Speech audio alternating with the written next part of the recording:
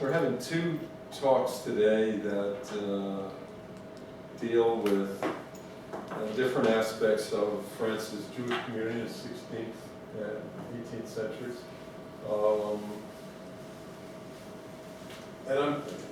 It's a fascinating thing to me because having worked on Brittany and having been interested in discovering Jews in Nantes, which I had not anticipated when I first went to the archives in the 1970s, and then finding out lots of information about the Jewish community of Bordeaux that I've always wanted someone to work on, and so it's wonderful that Allan is actually doing that. But it's a topic that, and unfortunately she can't be here today, my student Henriette Rogerson has a long chapter in her dissertation which about the Jewish community of Nantes and their connection with Ireland. So I mentioned to our two paper givers that given the events of this weekend, I thought we could maybe start with a minute of silent reflection of all of us, particularly since one of my closest friends, Marcus Redeker, he and his wife, Wendy Goldman, belong to a congregation that holds services in that temple, and both of their children were bar and bat mitzvah in that specific place. They weren't there this weekend, I'm happy to say, but they do know people who were victims.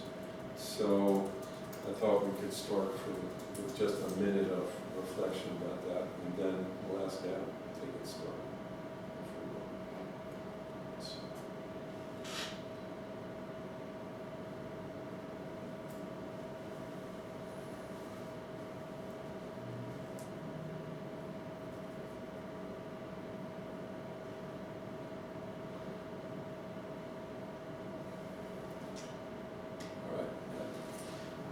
If you don't mind, I'll just let people talk from up there. Please. So That should be where the camera is aimed. Oh, wonderful. One likes to think so. Sarah was taking it off. Maybe we should, Sukhwa, maybe you and I should lean back a little bit because we might be blocking the camera. Okay. All right. I think you would be doing everyone a favor. No, I don't know about that. Well, thank you, Jim, for the invitation and for the exciting opportunity to come and speak here today. Today I'd like to consider the possible meanings of two amulets containing Hebrew texts found on the corpses of fallen Christian soldiers during separate sieges during the French Wars of Religion. These sieges occurred 6 years apart, one before and the other after the St. Bartholomew's Day massacre. The first amulet was found in the body of a presumed Protestant during the Huguenot siege of the Catholic city of Poitiers in 1569. Though the use of German mercenaries in Admiral Coligny's army renders uncertain the deceased soldier's confessional affiliation. The second amulet was discovered on a Roman Catholic corpse. This one's much more certain. We're sure that it was a Roman Catholic during the siege of the Protestant-held city of Lusignan in 1575. According to an anonymous Huguenot siege narrator, this amulet contained both Hebrew and Chaldean writings. The individuals who carried these amulets died before the narrators of these two sieges discovered them on their corpses, and so we can't know with any degree of certainty why they carried such texts. So this leaves us with many questions as to why a Catholic and a Huguenot would wear similar amulets containing Semitic texts that they almost certainly could not read while engaging in religious war in the late 1560s and mid-1570s. So today I'd like to explore the possible meanings and contents of these amulets in light of the evolving ways Huguenot and Catholics were assuming the identities of the ancient Israelites of the Hebrew Bible during the first, third, and the fourth French War of Religion. The Third French Civil War, which took place from 1568 to 1570, witnessed several long sieges in which participants increasingly began to appropriate the identities of the ancient Israelites in order to providentially interpret their community's fortunes in light of the psychological and physical dramas of siege warfare. After the successful Huguenot siege defense of Navarrenx in 1569, during which the triumphant Calvinists suddenly began to identify themselves as Israelites and their enemies as Philistines, but only after the tide of battle turned in their favor. The siege narrators at the end of the Third Civil War began for the first time to flip the script on what had previously been a wholly positive association with the ancient Israelites in the Hebrew Bible on the part of Christian siege assailants and urban defenders during the French Civil Wars. This new, distinctly negative appropriation of Israelite identity represented a significant Hebrew and lachrymose turn when compared to the siege narratives produced in the Habsburg-Valois Wars, as well as the first two French Wars of Religion. Now, prior to the outbreak of the Third Civil War in 1568, the clearest association of Hebrew identity took the form of a lengthy polemical work published in 1550 by the ultramontane priest and Catholic polemicist Arthur Désiré, who published his magnificent screed, Les combats du fidèle pépiste Terrain roman contre l'apostat antipépiste, Terrain à la synagogue de Genève, Maison babylonique des Lutherans, and it goes on. The title's actually quite long, so I'll stop there. Writing 12 years before the outbreak of the First Civil War, Désiré framed the spiritual battle in distinctly polaristical terms. He understood the city of God, defended by the righteous papist, to be under siege by armies by the apostate Antichrist, who belonged to the synagogue of Geneva, which he also styles the Babylonian House of Lutherans. None of these titles work together. You can't be a Babylonian and an Israelite, a Lutheran and an Antichrist. Well, I suppose that was possible, but there's not all of these definitions work together. Now, this polaristical staging of the coming religious conflict proved prophetic, as it was published a full 12 years before the first siege of the French Wars of Religion. As Désiré so rightly predicted, siege warfare would come to be the primary mode of military engagement during the French Civil Wars. And this long, expensive, and psychologically traumatic form of religious warfare provides us with many detailed narratives, songs, poems, letters, physical remnants, and other documents molded by pastors, nobles, and even lay people that provide historians with a window into the shifting confessional identities and religious sensibilities of Catholics and Huguenots during the pivotal decades of the 1560s and 1570s. In the midst of prolonged sieges, marked by the traumas of starvation, death, maiming, disease, stench, and sometimes even cannibalism, Reformation-era Christians asserted and questioned their community's relationship to God in the shadow of dark providence, and, beginning in 1569, through the prism of the Hebrew Bible. Now, though Désiré framed the coming religious conflicts as a battle that involved both Hebrews and cities as early as 1550, these siege narrators who recorded the events and interpreted the meanings of the sieges of the Habsburg-Valois War and the first two French Wars of Religion eschewed the use of the Hebrew identity and biblical sieges as a method for interpreting providential significance, choosing instead to identify with what I term the Greco-Gallic Goyim, or the Greco-Gallic Gentiles, as I need to describe them in Egypt, where no one seems to know what a Goy is.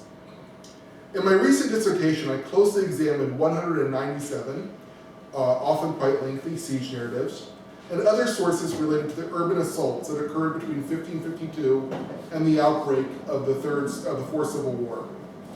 These sieges included the cities of Metz, Toul, Verdun, Calais, Angers, Blois, Tours, Valence, Bourges, Rouen, Dreux, Orléans, and of course Chartres. These narratives of the earlier conflicts rarely, if ever, mention biblical siege accounts. Their references came largely from classical Greek and Roman sieges, as well as from medieval antecedents. When employed at all, biblical comparisons were overwhelmingly positive, with authors comparing their noble champions of their respective confessional communities with triumphant figures such as Joshua, David, or Solomon. So communities would understand themselves to be the new Israelites, predestined to drive the Philistines for the new Jerusalem or the new Israel of God. But for the most part, they use these classical Greek and Roman identities. So here's a few commemorative coins of Henri II and the Duke of Guise as conquering Caesars. And these were minted after the successful siege defense of Metz in 1552. And you can see that these are framed in distinctly Roman terms. Here we see more of what I call there's a quotation mark in there, but more from the Greco-Gallican Goyim. And here we see Guise as a conquering victor after Metz. He might as well be a Caesar. And of course, it wasn't limited just to classical imagery. There was also New Testament and saintly intercessors. So in the siege of Chartres in 1568, it was thought that the Virgin Mary descended from heaven and stopped Huguenot cannonballs mid-flight. So they would fall to the ground after the Huguenots had breached the city. Once you breach a city wall, it's presumed that the assailing army will have a much better chance of taking the city, but it's still very difficult. You have to get over rubble, you have people firing arrows at you. It's still no easy task. And so at first, what we see in the siege accounts of the siege of Chartres is that the Virgin Mary intervened in some way. But as the decades went on, her intervention became more clear. Perhaps she came down from heaven and actually physically blocked the cannonballs, or the cannonballs would stop mid-flight, or towards in the 18th century, they would actually fly back the other way and boom around in the other direction. So Mary stops the cannonballs, and here we see the Huguenot cannonballs themselves, which the Virgin allegedly halted mid-flight in 1568, and of course are prominently displayed, and I love this, at the Chapelle Notre-Dame de la Brèche, Our Lady of the Breach. Here are two frescoes by Gabriel Loire. These paintings are on display at Our Lady of the Breach, and here's a close-up of one of them, and you can see Mary coming down and actually stopping the Huguenot guns, and you see that she's helped by the saintly Roman Catholic on the right, and also the noble and ecclesiastical establishment on the left. And here we see Mary holding 8 cannonballs in her garment that she collected that the Huguenots threw at her. But you can also see the rest of the images is just decorated with other cannonballs that she stopped from the Huguenot. But these were prior to 1568, these were the images, the reference for confessional identity formation. One was either an ancient Greek or Roman champion, whether it be Hercules or a Caesar or a medieval crusader, or you were indebted to a saintly intercessor like the Virgin Mary. Now, in contrast to the Marian intervention in Chartres and the Greco-Gallican Goyim of the siege of Metz and the sieges of the First Civil War, I have found that confessional and siege identities took a dramatic turn towards the Hebrew Bible during the Third French War of Religion, as Huguenots embraced the more guttural language and interpretive potential of the biblical accounts of Israelite sieges, identifying either with the triumphant Israelites, whom God had predestined to prevail over the Philistines, or with the covenant-breaking Jews of the book of Jeremiah, whom God had chastised by sending an enemy army to humiliate them.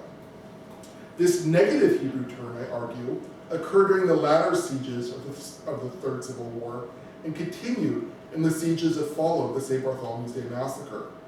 It was during the third conflict that besieged French religious communities moved away from the classical identities of Hercules, Hector, and Hannibal, and the New Testament saintly intercessors such as the Virgin Mary, and found in the accounts of the Hebrew Bible the text to structure and interpret their triumphs and their humiliation in the midst of religious civil war. These appropriations of Hebrew identity during the Third and Fourth Civil Wars were articulated in handwritten siege diaries, published siege narratives, polemical tracts, poetry, and songs. However, the first siege narrative of the Third Civil War, in this narrative, Marine Laberge's account of the Huguenot assault on Poitiers, it largely followed the pattern of the previous 18 years of siege discourse. Laberge relies entirely on classical reference to describe the gallant Catholic defenders of Poitiers, in particular the Duke of Guise. But Laberge's narrative contains an interesting note in the discovery of the corpse of a fallen soldier in Admiral Coligny's Protestant army. Other than Laberge's eyewitness narrative of the 1569 siege of Poitiers and the anonymous 1575 eyewitness narrative of the assault on Lusignan, there is no sense in any of these sources that I have examined that texts themselves, as physical objects, contribute in any profound sense to any profound sense that one's community had assumed the moral and positional standing of the ancient Israelites of the Hebrew Bible. So these were unique in that respect. Now in March of 1569, the Admiral Gaspard de Coligny assumed full command of the Protestant forces for the first time, following a humiliating defeat at the Battle of Jarnac in March of 1569, in which Coligny's poor operational tactics directly led to the death of the Prince of Condé. In the wake of this humiliation, the Admiral marshaled his superior numbers to lead a direct assault on the Catholic city of Poitiers, defended by none other than the Duke of Guise, whose father had commanded the successful siege defense at Metz against Charles V, and whom Coligny had assassinated at the end of the First Civil War. But this time, the younger Guise was able to thwart Coligny's forces, largely as a result of his tactic of diverting and damming the river at the weakest point of the city's walls. When Coligny's forces inevitably penetrated Poitiers' ramparts, they were left mired in a swamp that flooded their camp. Many soldiers in the Huguenot army contracted disease, and desertion became rampant. After a demoralizing and ultimately unsuccessful campaign that lasted nearly 2 months, Coligny abandoned the siege on the pretense of needing to relieve a Catholic assault on a relatively unimportant Huguenot stronghold of Châteaubriand.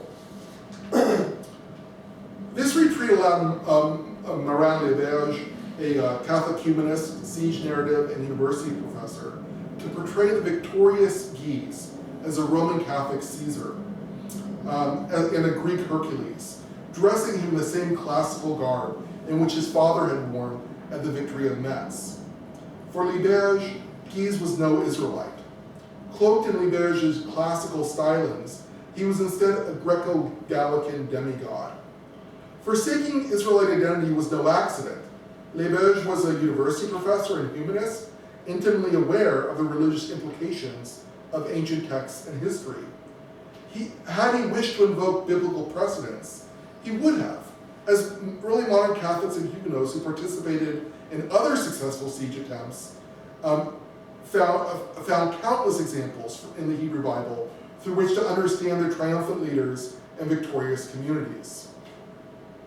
Now, the most striking example of Laberge's rejection of Old Testament comparisons manifests in his perplexity that he displays at a small satchel found on the neck of a fallen Reichsman who fought in Coligny's army. Quote, "Found on this Reichsman were 2 small bags of taffeta that he had hung from around his neck, which later were delivered into my hands, in which there was a parchment folded into quarters, on one side of which were written Hebrew letters, and on the other section circular, quadrilateral, and semicircular lines, placed opposite one another. In this Hebrew writing, hidden inside, was the entire song Deus Miserator Nostri, and several verses from the Psalms. Also in these pouches were found small packets of roots and bones, of which I was not familiar. I cannot know to what purpose, what purpose these items served him, but it may have been some guard against all sorts of dangers, which the Latins such as Pliny called amuletum, probably means amuletum, or something of magic, and occult philosophy. Now, assuming Liberge's account of the amulet's contents is unembellished, this would mean that he, or someone close to him in the city, could have read the Hebrew well enough to identify the text as the 67th Psalm. We have no evidence that such a person existed within the city at the time, but it was entirely possible, considering the migration of scholars both to and from French cities prior to the sieges and the civil wars. Now, Liberge's account of the amulet's contents indicates the presence of popular folk religion in Coligny's camp, which would partially coincide with the thesis that the Reformation was largely unsuccessful in eliminating traditional folk beliefs. According to Gerald Strauss, Luther's reforms in the German-speaking lands of the Holy Roman Empire produced, quote, little or no change in the ways in which ordinary men and women conducted their lives, end quote. This amulet would indicate that the only discernible influence of the Reformation on the popular beliefs of this particular soldier was that he was able to exchange Latin translations of Holy Writ for the original Hebrew. Nevertheless, he still carried an ancient text, written in a language that he most likely could not understand. Liberge exploits the contents of the writer's amulet to condemn Protestant hypocrisy. He emphasizes the superstition of carrying a Hebrew text around one's neck.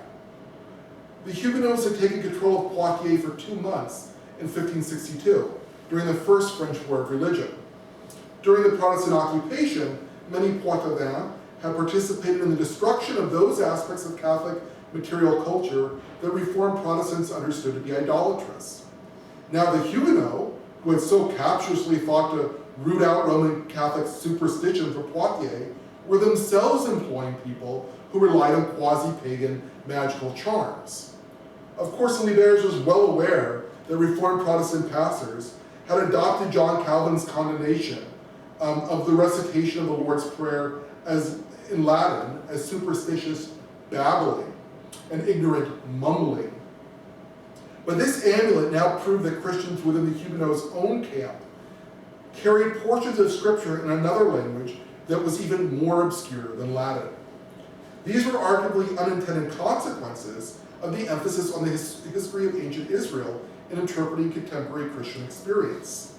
In this case, a lay soldier combined Hebrew identity with an unorthodox practice, treating the text of the Hebrew Bible much like one would carry a rosary or a crucifix.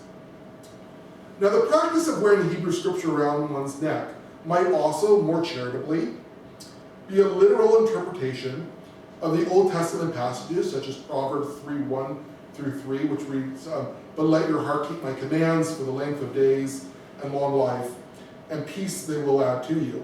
Bind them around your neck, write them on the tablet of your heart. And Proverbs 6:21, bind them continually upon your heart, tie them around your neck. This literal hermeneutic would parallel the Jewish interpretation of verses such as Deuteronomy 6:9 and 11:20, the textual origins of the Mezuzot, and Exodus 13:9 and Deuteronomy 6:8 and 11:18, the biblical foundations of Tefillin. Whereas nearly all Christians spiritualize these passages, Jews take them quite literally. Perhaps this fallen writer approached Proverbs 6:21 with a similarly literal hermeneutic, which would quite clearly explain his carrying Hebrew scriptures inside an amulet close to his heart. But it is also possible that Liberge manufactured the writer's amulet as a scapegoat of superstition. But this seems doubtful, as we could find a very similar account in a Huguenot siege narrative composed during the Catholic assault on Lusignan from 1574 to 1575. So the siege of Lusignan is perhaps one of the most neglected military engagements of the French Wars of Religion. Clio has obscured the Pyrrhic victory for the Catholic assailants from broader historical scrutiny by positioning it between the Fourth and Fifth Civil War.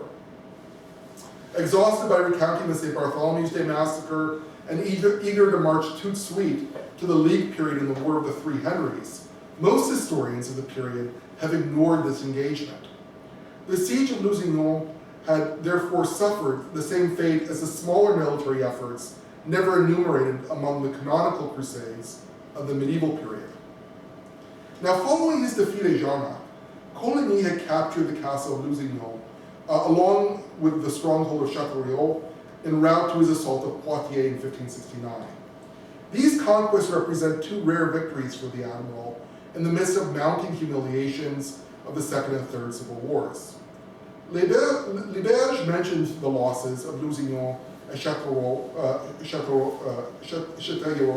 several times throughout his narrative of the siege of Poitiers. But these cities were not significant enough at the time for the royal army to expend much effort in relieving them, or retaking them. Anjou's forces threatened Châteaubriand in 1569, but merely to draw Coligny away from Poitiers. Both cities remained in Protestant hands until 1574. In September of that year, a Catholic army of approximately 8,600 men, led by Montpensier, sought to recapture Lusignan, defended only by a drastically outnumbered Huguenot skeleton force. The castle's Protestant defenders made good use of their defensive advantages, continually throwing back Catholic assaults at the breach and showering their besiegers with nearly constant barrages of cannon fire. Montpensier's men eventually resented being used as fodder, and the Catholic force suffered numerous desertions as well as mounting casualties. The Huguenot defenders managed to resist for only 4 months until scarcity forced them to negotiate. Unable to take the city by force, and having lost well over 1,000 men to the assault, the Catholic commander was perfectly willing to grant the Protestants exile in exchange for their surrender.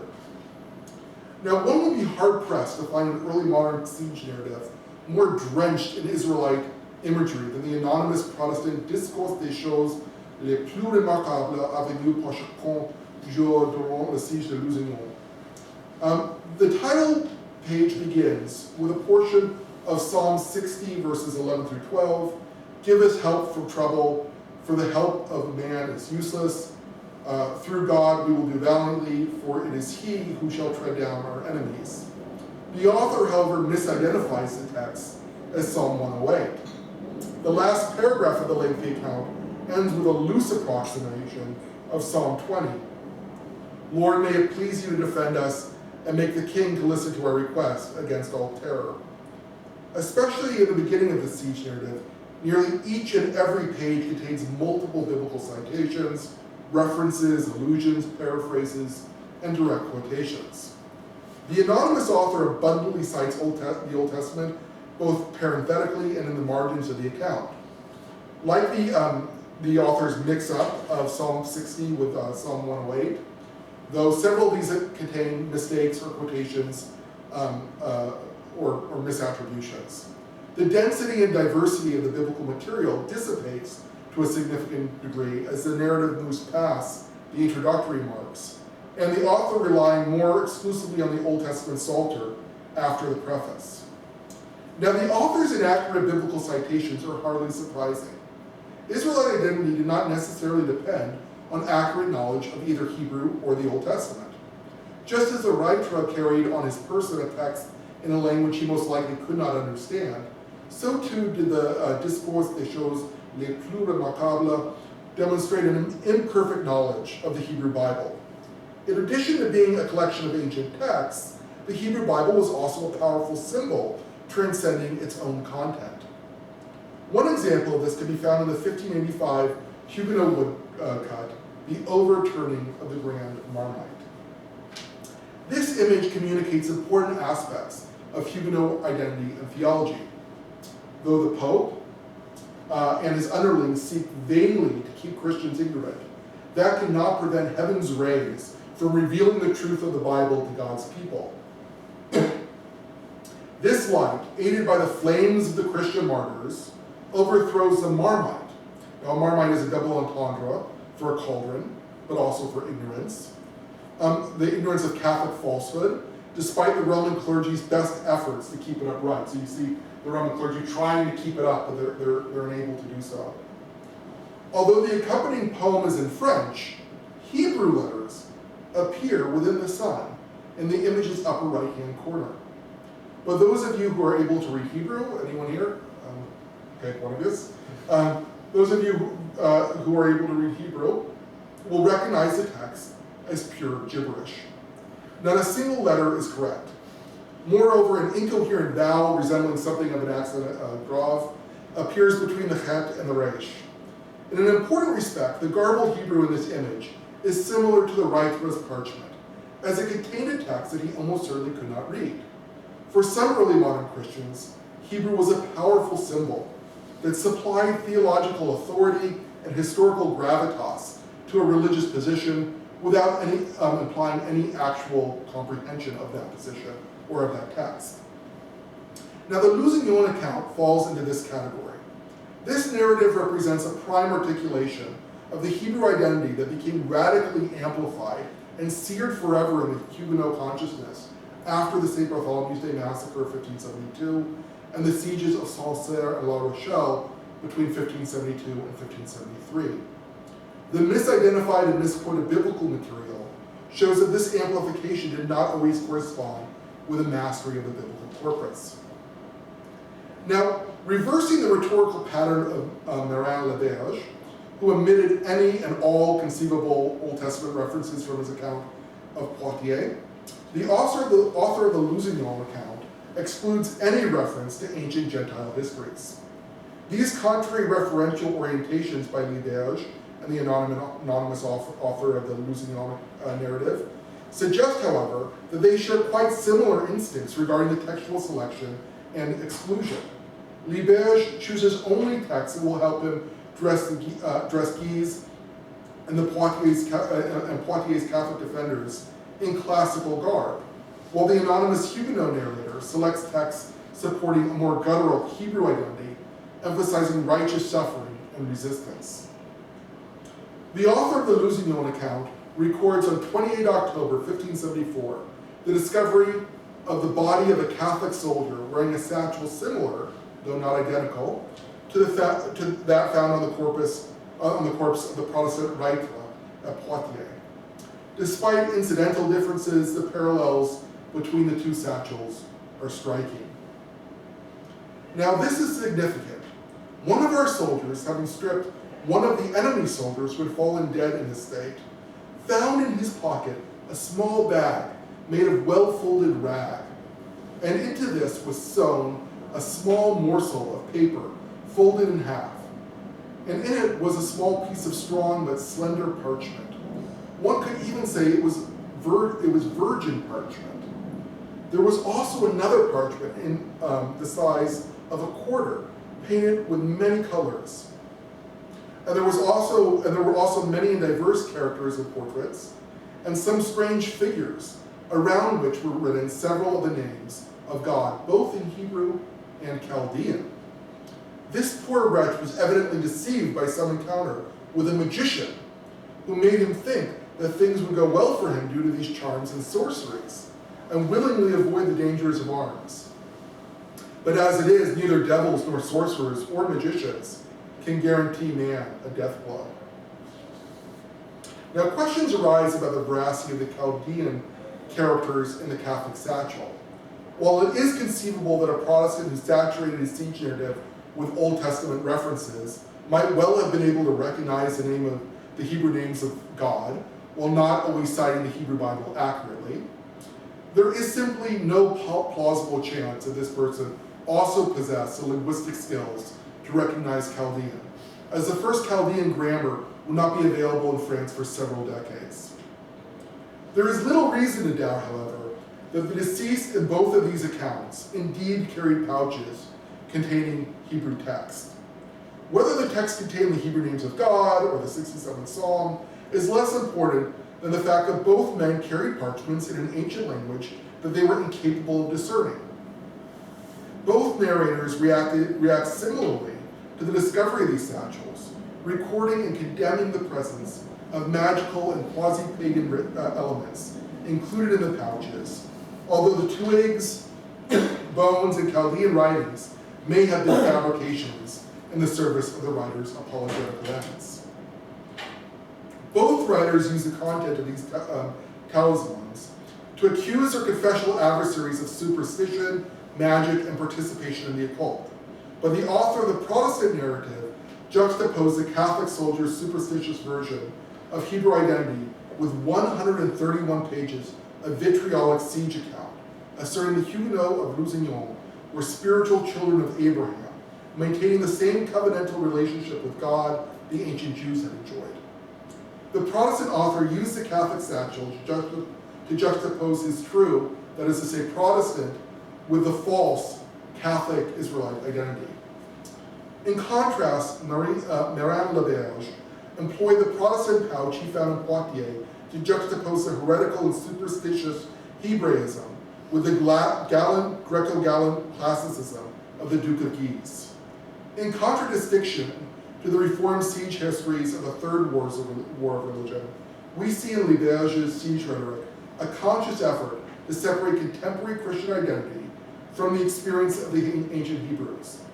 Laberge instead firmly grounds his history in a distinctly Gentile milieu.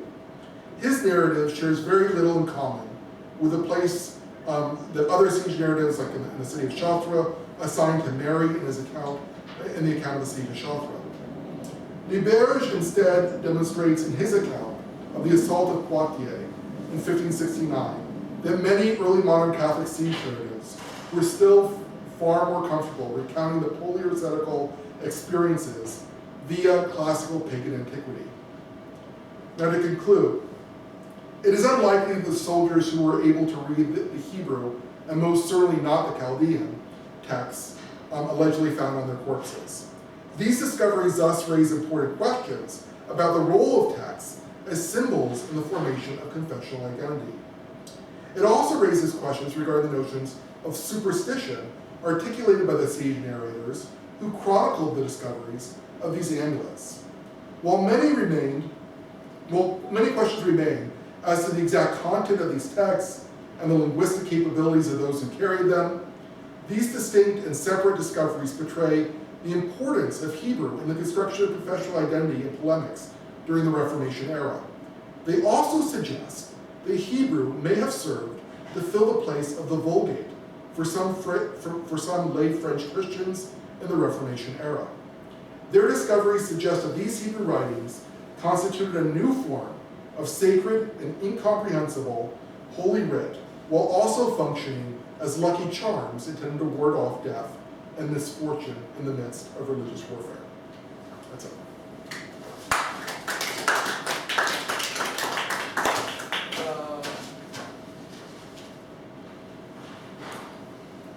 Maybe we should have a couple of questions first, because Matthew said you had to leave, and so you want to ask a couple of questions. Maybe I'll let you, as you have questions for Adam, do that, and then we'll turn to Allan's paper, because the two papers are rather different in chronology and purpose here, so they're going to lead to different sorts of discussions. I don't want to go on too long with this, because I want to get to Allan's paper, only for selfish reasons.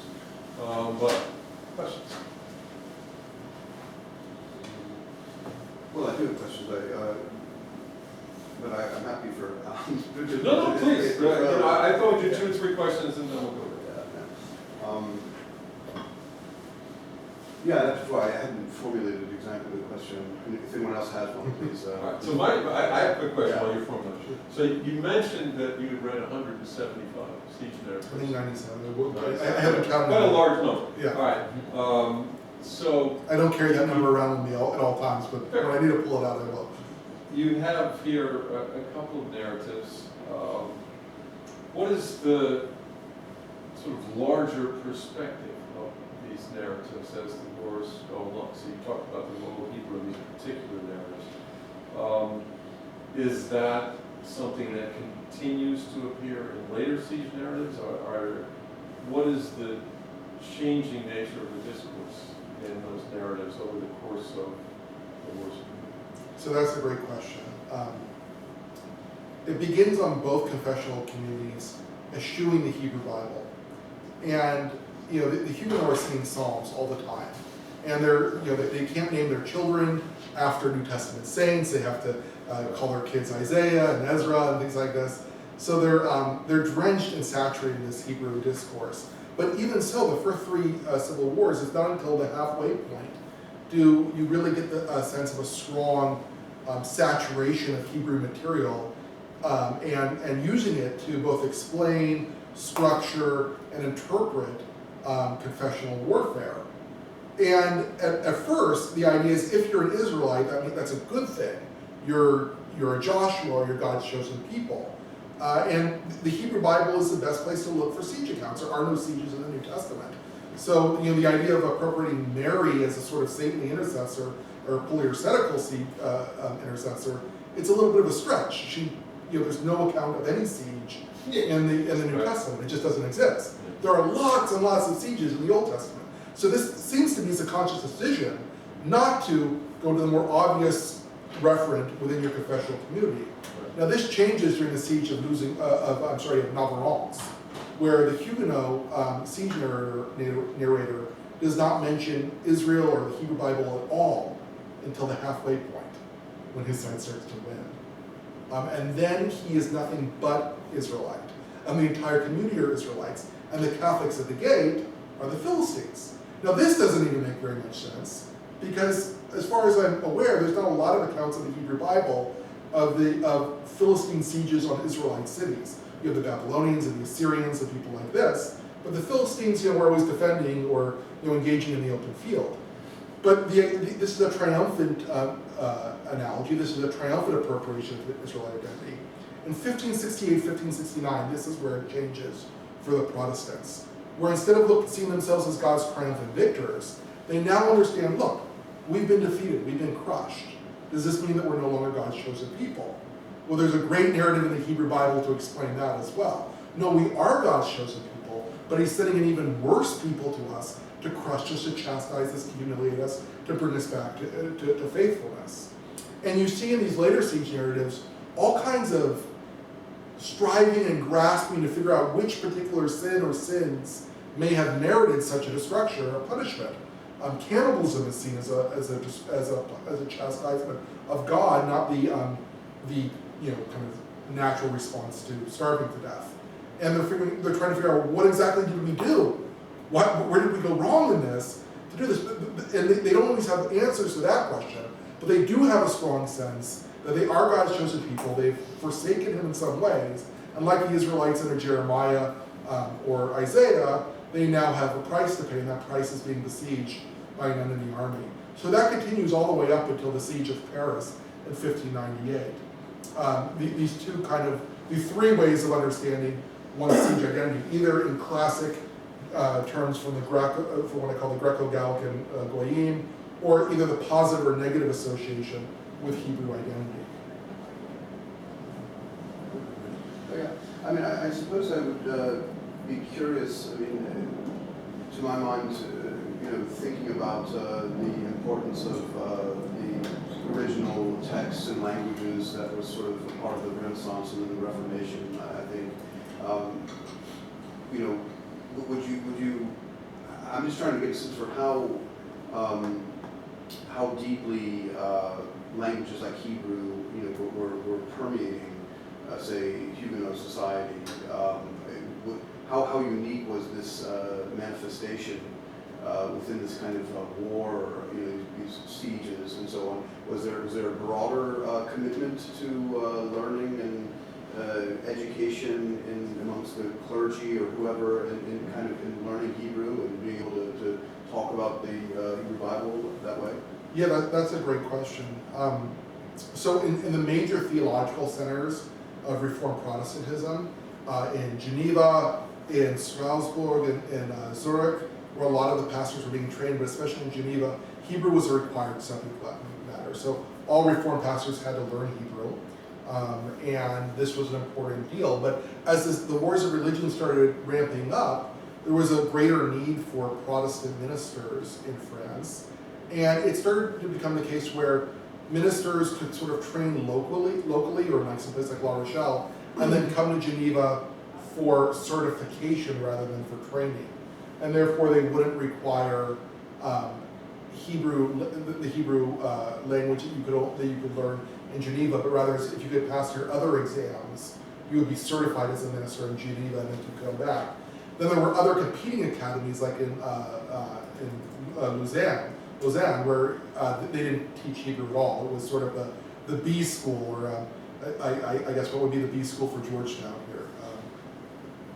I'm not saying. Okay, so that would be the George Washington University of the Reformation period. I mean, if you had the linguistic abilities, you would go to Geneva. If you didn't, you would go to Lausanne because you wouldn't have to learn Hebrew there. So there is a strong commitment on the part of Reformed Christianity to instill the Hebrew language. In Paris, you can learn Hebrew as a Catholic. In fact, there's a lot of really great work going on right now about Catholic Hebraicism during the later part of the Wars of Religion. So there's a lot of work being done right now on that. But there was always a suspicion attached to studying Hebrew among Catholic clergy that perhaps they're secret Protestants or secret Jews. Jews were not legally allowed to be in France during this period. They had not yet been emancipated. So there was always a suspicion that perhaps these are quasi-Jews or Judaizers or perhaps even worse, Protestants. Remember that Nicholas Copp and Calvin had actually been students in Paris when they started causing all the problems there. So there was always a kind of a sense that we had to flush out any remnant of heresy, and Hebrew might betray an inclination towards such thought. That's a good place to stop. Thanks a lot. We'll swing over to Allan Tulchin, who's Thank you. author of a fascinating book on the origins or triumph of the Protestant community and Nîmes.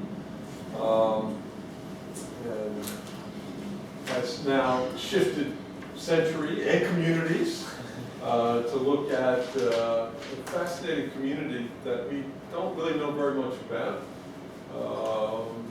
The Jewish community of Bordeaux in the 18th century, which went back, for those of you who aren't familiar with it, to the 1550s in the reign of Henry II. So, Thank you.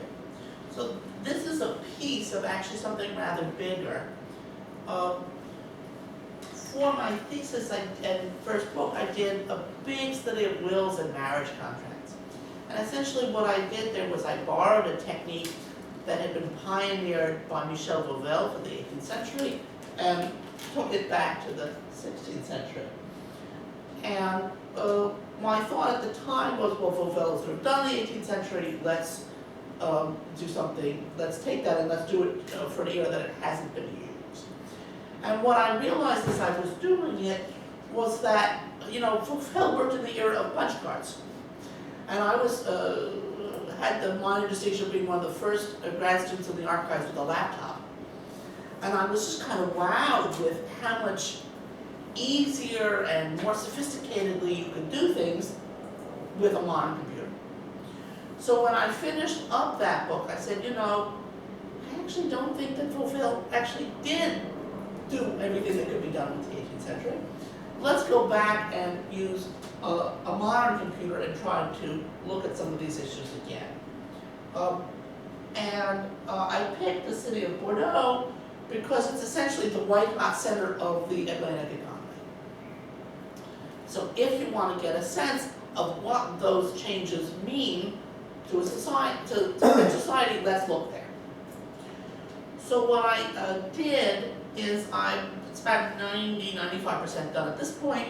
I've created a database of every will and marriage contract for the city of Bordeaux for 10 sample years. 17, 16, 24, 32, every multiple of 8 to 88, thus covering the reign of Louis XV and Louis XVI to the eve of the Revolution. It's going to be about 10,000 acts, maybe 6,000 marriages, 4,000 wills, 15,000 photographs. I think it's the largest one so far of such things. Of course, one of the things that I knew, but I hadn't really thought about, when I started this, these were the things that sort of attracted me. But the thing that I really didn't think about was this third item, which is that unusually for France, Bordeaux is tri-confessional. It has significant Protestant and Jewish minorities in the 18th century. So Vauvel was looking at changing religious clauses in wills, but of course he's looking at an essentially exclusively Catholic society. And you just can't assume that, for example, an absence of certain kinds of religious clauses in Bordeaux means that the person has read the Voltaire and is now a thoroughgoing deist or something. They could just as easily be Jewish. So you can't just, you have to know who these people are in order to start assigning them. So I started to have to pull out those people to look at them. So that's the result of this.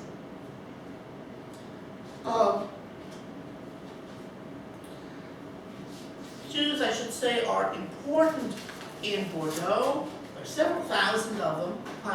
So as the population increases, their percentage decreases. But of course, most of them are Spanish and Portuguese speaking. And since a lot of France's trade is really smuggling from the Caribbean, as well as with the French colonies, it's rather useful to have people around.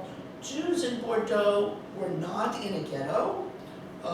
There's no official neighborhood for them, but in practice they're self-segregated around the synagogues. There are several of those on the Rue du Mirail, which is just south of downtown, and the surrounding parish of Saint-Hilaire.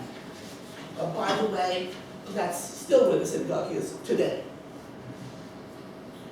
Okay, so I'm going to walk you through now some of the documents that I found, which I think will give you a sense of how religious language looks, what it looks like, how you can recognize religion from these documents, and also then once I've sort of oriented you, I'm going to march you forward to get a sense of how that changes among Jewish wills and marriage contracts. But first, some background, I'll give you some Catholic ones and a Protestant one, so that you get a sense of the flavor of what these sound like. So, they always say everything 3 times, right? First you tell them what you're going to say, then you say it, and then you tell them what you're going to. Well, this time you're going to hear it 3 times, because you're going to see the photograph of the document, then you'll see the French, and then on the assumption that not everybody spoke French, I have the English too. Okay? So here we go, 3 times around. So here you have a bit of a photograph of a Catholic will. His name is François de Beik. French for those who want it, and English for those who want that. So this is obviously Catholic will, in the sense that there are an invocation of the Trinity, marks it as Christian, of course, but then a lot of other sort of standard Catholic phrases that you'll see in these is that, of course, you ask Jesus to pardon your sins. Again, that's not exclusively Catholic. Protestants will do that too. On the other hand, a pretty standard thing is you ask for the intercession of the Virgin Mary to pray for you, and all the saints, and saints with an E, in paradise to pray for you also. So that's pretty clearly going to mark you as a Catholic. Also, the standard thing is a certain amount of money for low masses, messe basse de requiem, requiem masses. In case anybody is curious, the standard rate is 10 sous a mass. They sort of assume that occasionally, if you're generous, you might give 12 sous. This one I picked, it's a little non-standard, but I thought it had a little extra flavor as a result. So you'll notice that this guy is asking for a high mass, which is much more expensive, the choir and all that stuff. And then I also particularly like that phrase, he really wants to make sure that every last little sin gets washed away, right? Up to that very last instant of my death, for fear that, because presumably he went to confession regularly, so, most of his stuff would have been cleared. But God forbid he should, die on a Saturday, say, and he'd have, 6 whole days worth of unconfessed sins. He wants to make sure by this will that stuff is taken care of. So now we have a Protestant will. You'll notice the date here, which is important. This is from a period after the Edict of Nantes, before the revocation of, therefore, when Protestantism is legal in France. So this is relatively open, which some of the 18th century is not. Okay. So again, for those who want, here's the French. The guy is a nobleman. His chateau is actually still around. So I got a picture of that for you. It's funny, you know, I hadn't really thought of, I don't think about shuttles in the sense of, I think of shuttles in the sense of airports, right? This is a shuttle in the sense of the original shuttle that is going to and fro across the warp in the loom. Okay? And so this has some very characteristically Protestant features,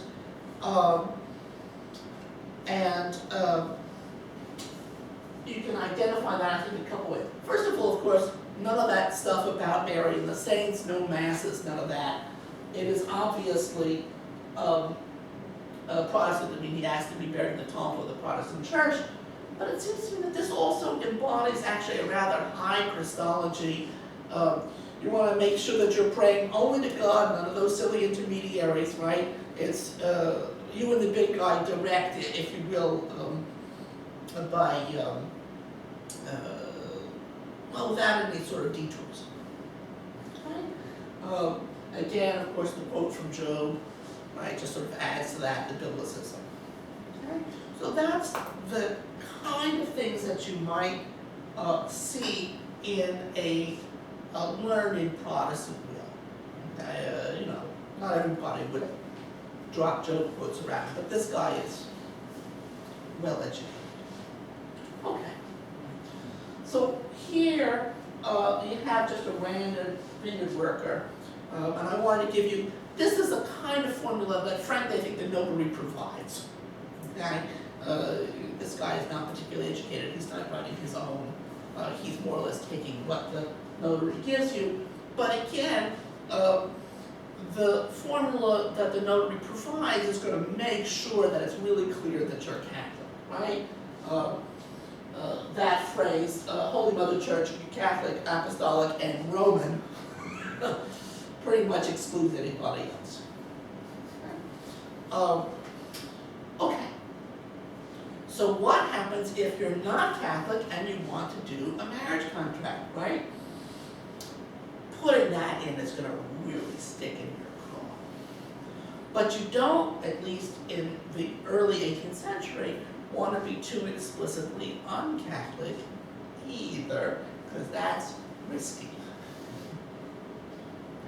Okay, so here are some of the things you can do. Well, let me skip ahead, actually, since I went that way. Come back to this one for a moment. This is an example of a relatively early Jewish marriage contract. And you'll see what it says is you get married au fond ordinaire, according to the usual way. Whatever that might be. Okay? Now this is not particularly ambiguous in the sense that look at the people's names. You know, if your mom is Esther, I have an opinion about who you are. Okay? But you have, if you will, plausible deniability here. Okay? So that if anybody, you know, kind of official comes swooping in, well, just think they're by the usual way. Okay? Then, of course, the problem with these is that, again, sometimes it's so discrete as it's a little hard to determine. So here's an example of that.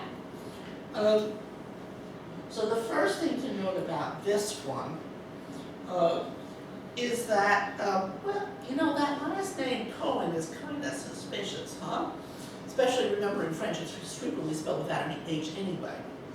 And from Hamburg yet, okay? Also, the format here, the ritual phrases, there's no mention of Jesus, no mention of Mary, right? It's denuded of that. It's purely deistic. We believe in God and nothing else. So that looks really suspicious. The combination of Cohen plus no mention of Jesus, I was like, okay, we got one here. I admit, however, that when I saw his wife's name was Marianne Olivier, I became a little bit perplexed. Someone named Cohen should not be marrying somebody named Marianne Olivier. And if he is marrying somebody named Marianne Olivier, why should he still care about whether there's Jesus in the marriage contract or not? So I'm not sure what to do with this one. I invite opinions from the group afterwards. Okay. Now this one is another funny one. This is where we have the Hebrew gibberish. Okay. So this guy, there is no ambiguity. This guy is born Jewish. Again, look at his parents' names, Moise and Esther. Toled, by the way, of course, is Toledo, right? Or I actually knew a little old lady in Nîmes named Toledano, which is, of course, the same thing. But the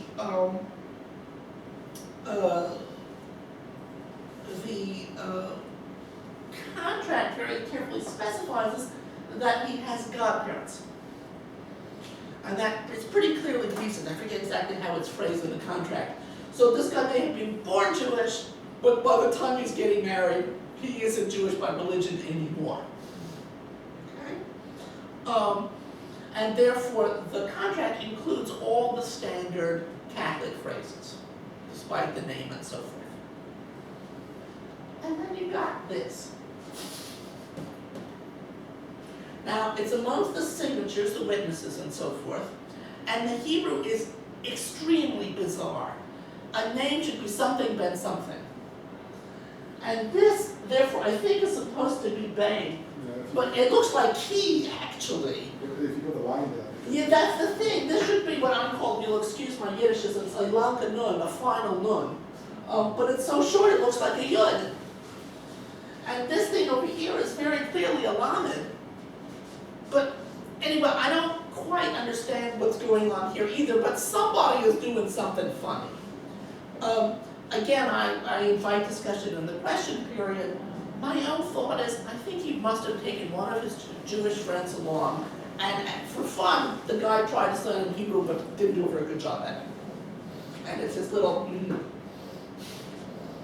okay? Again, I admit it's a guess. Okay. This is, again, another one of these polite isms. The official line on the Jewish community of Bordeaux is that they are new Christians and they're merely Portuguese. Now, everybody is well aware it ain't true, but you have to preserve the appearances, and so here's how that's done. Okay? He's leaving money to the poor of my nation. The Portuguese nation, you should understand, right? Shh. Okay? Now, we actually know from other sources that the treasurer for the poor existed around the synagogue. There were already Jewish institutions, and that's clearly what this is about. Again, you'll notice the double name, Jacques Jacob, right? This is the French name, and this is the Hebrew name, presumably. That one made me giggle. I happen to be Allan Abraham. My parents did the same thing. Okay? But as the Enlightenment starts to hit at mid-century, the Catholic phrases start to fall away. But you're going to see what's, I think, hysterical is at the same time, for the same reasons, the Jewish phrases become much more explicit and direct because it's safe now. And that's what you're going to see in the last part of this talk. Okay. So here you have a guy named Meyer Serf, which would be Hirsch if he was German. Okay. And again, you'll notice it says very clearly, Juif de Nation. Okay? So it's no longer ma nation, whatever my nation might be. Now it's right out there in front of the reader. And again, You still have, however, the older language a little later on in a part that I didn't put in the photo. You'll notice it says they're going to get married according to the ways used by people of their nation, right? Leur nation.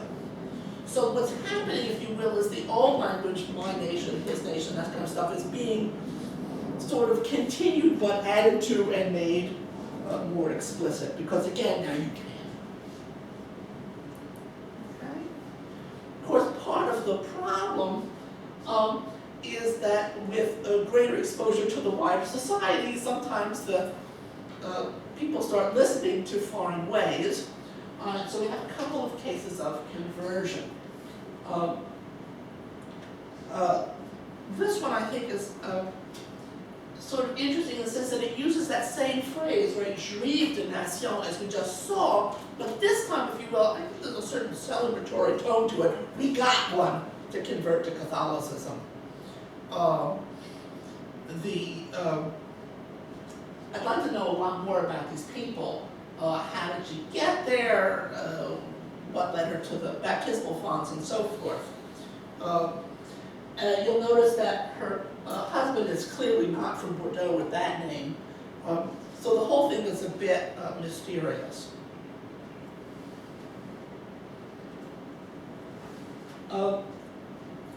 This one, we actually know a bit more about. We happen to have some family memoirs from the community that help explain what's going on over here.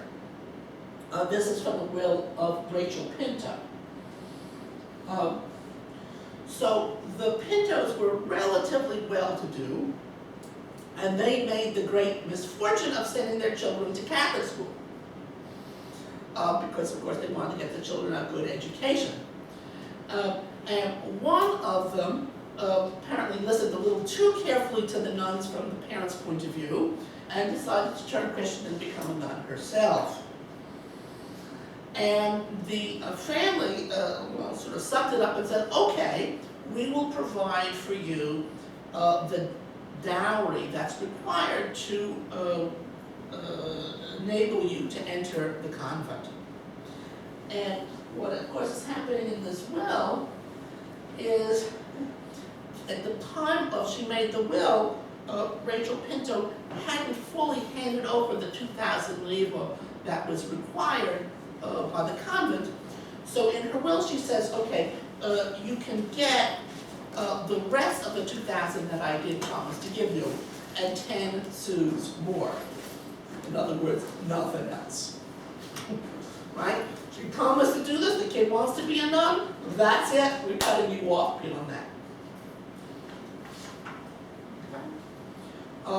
It's actually standard Roman law practice if you don't mention a relative, they can sue to have the will overturned. So the standard thing you do in these wills, if there's someone you want to disinherit, is you leave them 5 sous, 10 sous, something like that. And it more or less means go away. Okay. So again, greater openness comes with certain potential risks, but you can also get away with stuff that I just think at the beginning of the century would have been inconceivable, like this one. Okay. Again, there's no ambiguity here anymore. We know who they are, Solomon and Esther, I don't think I have to even discuss. The thing that people may not be aware, unless you pay attention at a Jewish wedding, is that language, that is, I marry you by the laws of Moses and Israel, is straight out of the marriage ceremony. And so that language, which essentially comes from halakha, from Jewish law, is being now imported, lock, stock, and barrel, into the secular wedding contract done by the French-free, emphatically not Jewish notary. Okay? I think pretty clearly by this point we've come a long way from phrases like we're going to get married according to, au formes ordinaires, according to the usual forms. Right? This is much more in your face. Okay? There are actually a couple of cases, and I couldn't find it in my photographs, where they stick a copy of the ketubah in with the notary. Okay? Just in case it's an issue. Okay. again, that phrase, au forms ordinaires, doesn't go away, it just gets repeated but made more explicit as you have here, okay? So these people are Italian Jews, so that's a minority within the minority. At least Nori is, I'm not sure about Segler. And you see what happens here, you get, according to the usual forms prescribed by the laws of the Jewish nation. Right, so you took au forms ordinaires, I mean, it's still there, right? And then you tack on this. Okay? And it seems to me that, again, what you have done is you've transformed what was initially, at least, it seems to me a reasonable read that the earlier forms are negative. When you call somebody Jewish, that's not necessarily positive. This is at least neutral, if not, perfectly. It just strikes me that the tone of it has changed. One thing that I should say, if you look at the witnesses to this wedding, they're all Jews. So at least socially, the group is still sort of isolated. That said, if you look at most wedding contracts, most marriage contracts in this period, the people are family. So I'm not sure that these Jewish ones are more restricted than normal. That's just how things work for most people at the time.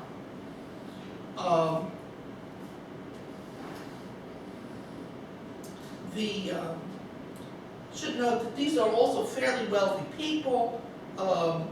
They get a dowry of 15,000 livres in cash, plus another 6,000 livres in furniture. That's well into the upper stratum here. He also, you notice they note the age.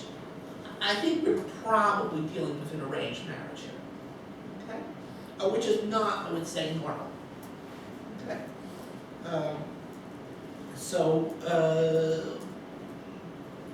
That's part of the mix of what's going on here too. Okay. Now, at the end of this period, you even start to have a certain kind of ecumenism, which I'll show you in a second.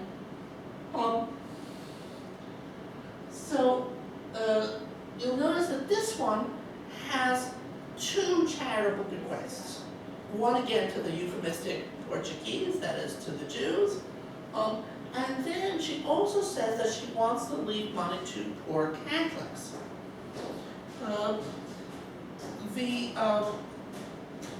I've seen a couple of others like this.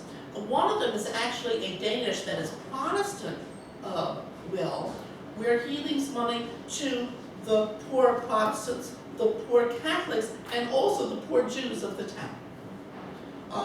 That guy, I think he had dealings with some of the leading Jewish families, so that may be where that comes from. You have a couple of other Jewish wills from, again, AD, where they're so far, it's so explicit as to say, I leave money to the Talmud Torah, that is, to the day school for the kids. And there's another one who leaves money for poor Jewish brides to get married, okay? Which is something you occasionally see in Catholic wills, also, although of course for poor Catholic ones.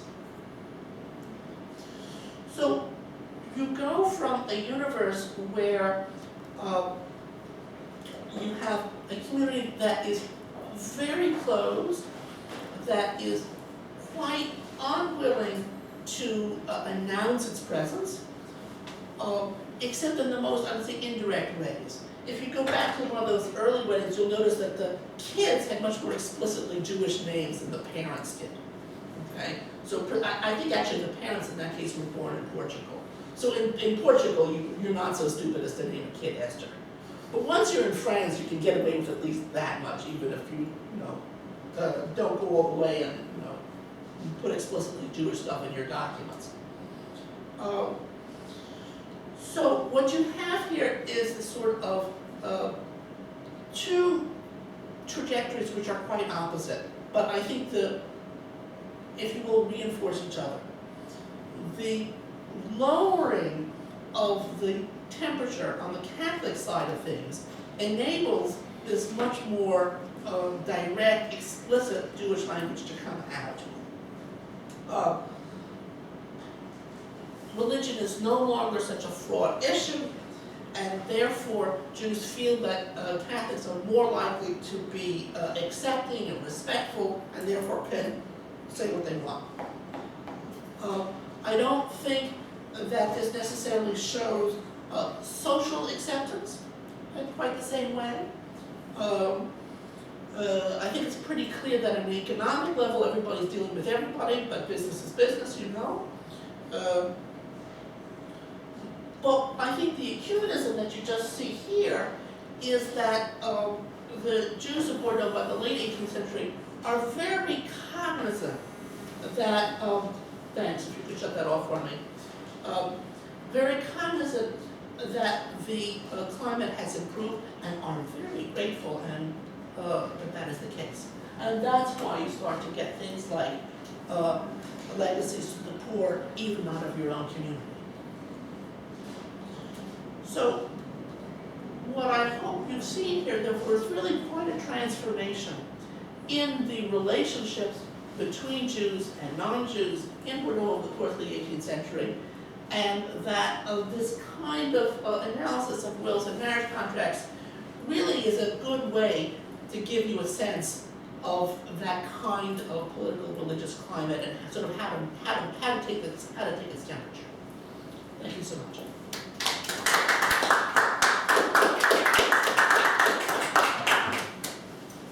So I'm going to start off with a question about this nation.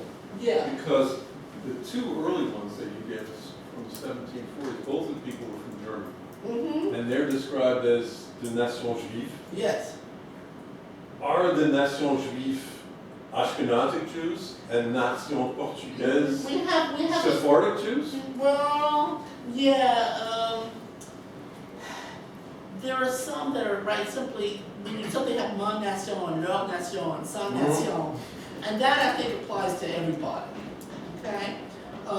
Obviously the Ashkenazim are not going to refer to themselves as Portuguese, but that wasn't your question. Right. The short answer is this community is overwhelmingly Sephardi, and so it just happened when I was looking through my files, I happened to pull two that were Ashkenazi, but in percentage terms it's very small. I would hesitate to generalize what's going on there. So I'm partly also curious, Alan, about that, there's a long tradition of Nation Portuguese it goes all the way back. It goes way, way back. But it seems to me interesting to see this shift to Nation Juive openly in the 1740s.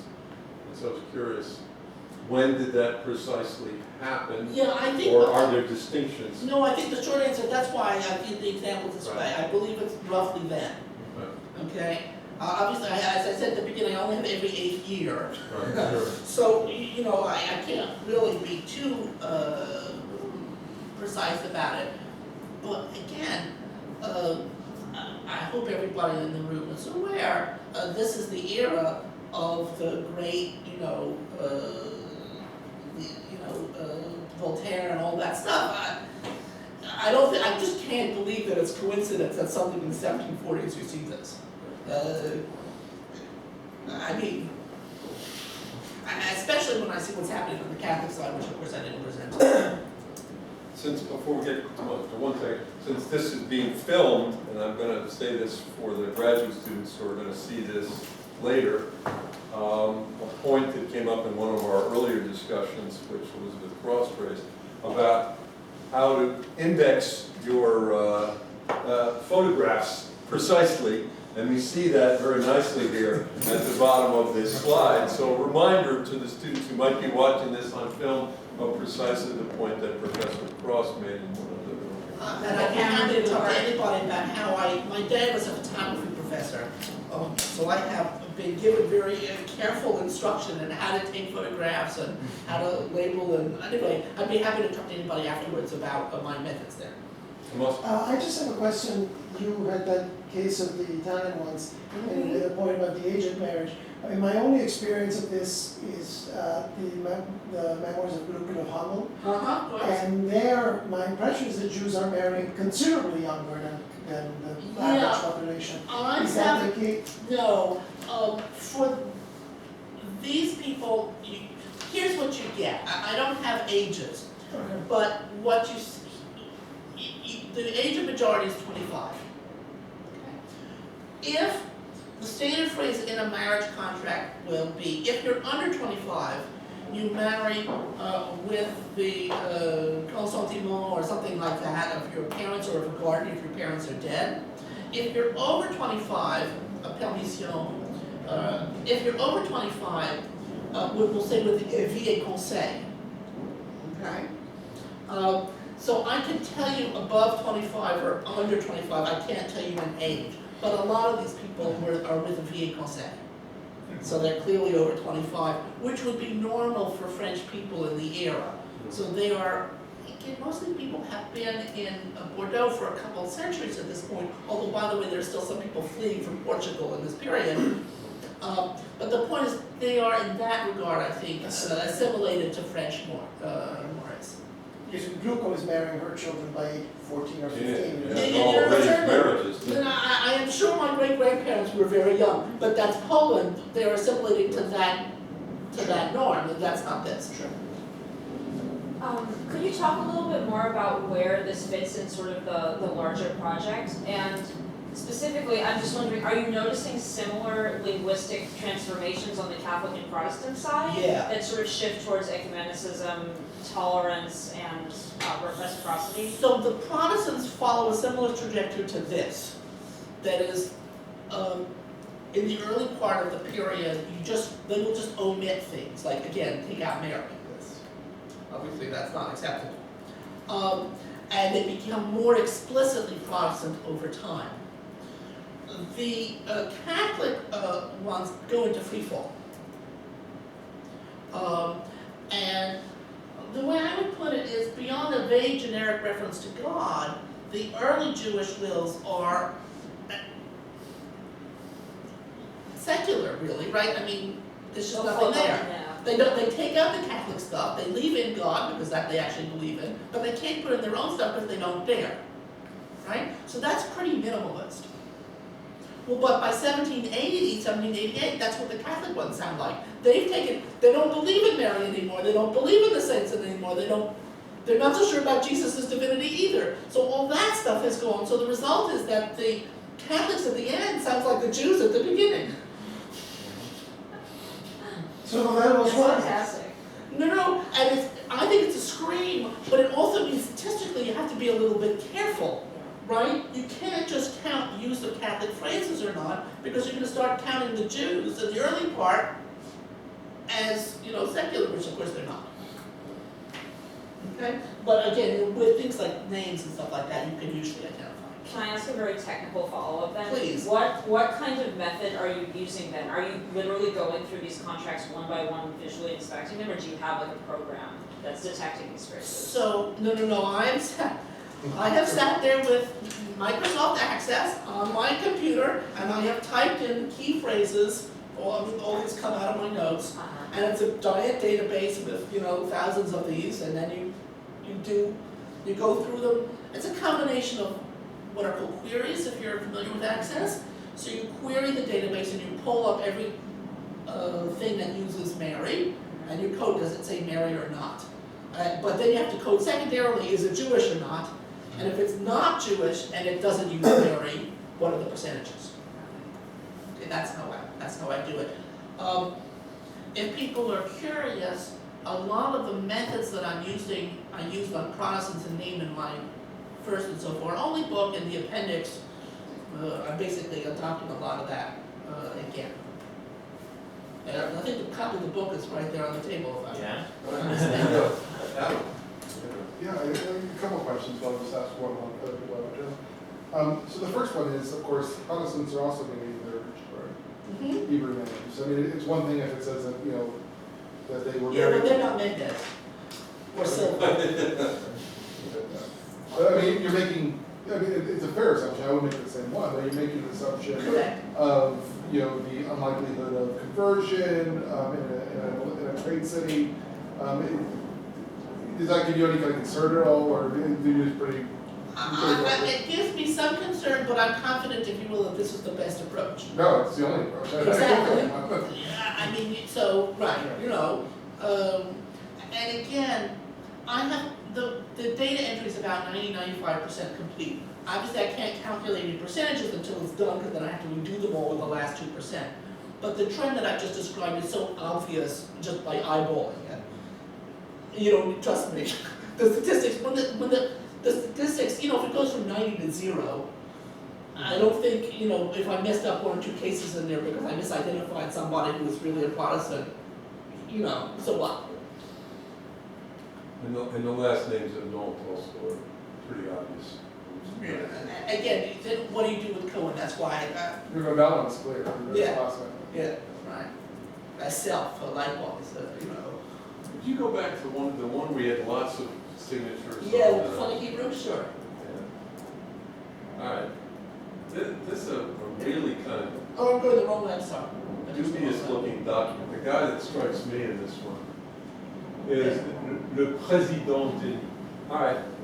Nobody ever, you know, first of all, that's not, if he's le président, if he's a legal guy. He is. That's the name. I looked him up. Right. That's a very odd style of writing for somebody Ain't who's it a though? legal guy. You know, did somebody forge his signature? I mean, this is a really weird set of signatures. It is weird, but they are real people. I have. I'm not saying they're not real people. No. I looked at that too, and I made sure that the president of the Parliament at the time was Denis. Right. Did he sign that? What- I mean, I rarely see one of those guys who call himself le président de Libre in a document. I mean, But you at what know. point in the marriage, when would the marriage contract be signed? It's if you're Catholic, it's right before the banns go out, so a couple weeks before. Okay. Is there any kind of ceremony before, could they be drunk? Absolutely. Your point is extremely well taken, and indeed it occurred to me when I looked at that. Yeah. So one of the things that happens over the course of the century, let me just say for the record, a will requires 7 witnesses, a marriage requires 2, okay? So you don't need all this, okay? And over the course of the century, the number of signatures, especially in wealthy families, tends to go up. And by the end of the century, when you're talking about wealthy negotiations, you can have 150, 200 signatures. Okay? So what you have to imagine is this is a giant party. I mean, think of 200 people? Come on, right? So you have to imagine they have these giant hotel in town, right? And everybody has clearly been invited. And there's no way that 200 people showed up without drinkies. In Bordeaux, come on. Okay? And that would explain the crazy Hebrew Yeah, I would agree that, yeah. Oh, can I? It's a funky document. It is a funky document. Now, I'm looking, this one doesn't have it. What's going on the right after Denis? That's like an annotation, or is it some other signature? I was gonna say, I can actually, no, I can't because I didn't bring my external hard drive. Obviously, this is a cutout from the page. Yeah. In principle, I can give you the whole page. So it looks like an abbreviation of some sort, but so not a signature.